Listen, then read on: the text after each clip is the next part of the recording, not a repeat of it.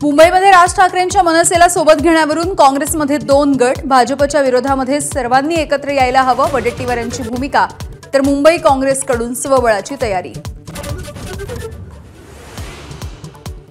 भाजपला पराभूत करण्यासाठी सर्वांनी एकत्र यावं हीच पवारांची इच्छा। राष्ट्रवादीच्या बैठकीनंतर आव्हाडांचं वक्तव्य।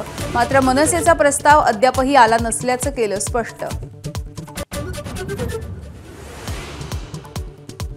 मराठी अमराठीच्या वादामधून तरुणानं आत्महत्या केल्यानंतर राजकारणाला ऊत। ठाकरे बंधूंच्या भूमिकेच्या विरोधात बाळासाहेबांच्या स्मृतीस्थळी भाजपचं आंदोलन, तर शिवसेना मनसेचं जोरदार प्रत्युत्तर।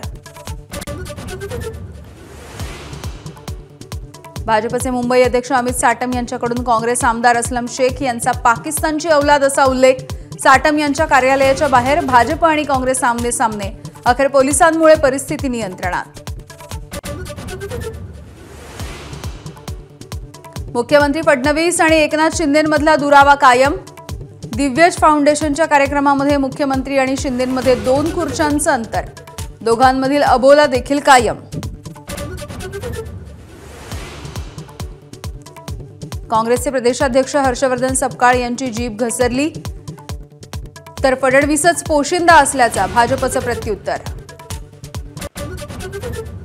दिल्ली स्फोटामधील आरोपी डॉक्टर मुजम्मिलच्या घरामधून स्फोटकांचा मोठा साठा जप्त।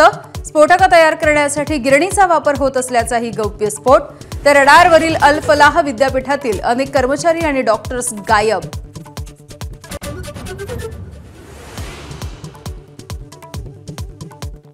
अमेरिकेतील अब्जाधीश उद्योगपतीच्या मुलीच्या विवाह सोहळ्याचा शाही थाट। उदयपूरमध्ये डोनाल्ड ट्रम्प ज्युनियर पासून बॉलिवूडच्या सेलिब्रिटींची हजेरी। 300 कोटींच्या घरात खर्चाचा अंदाज।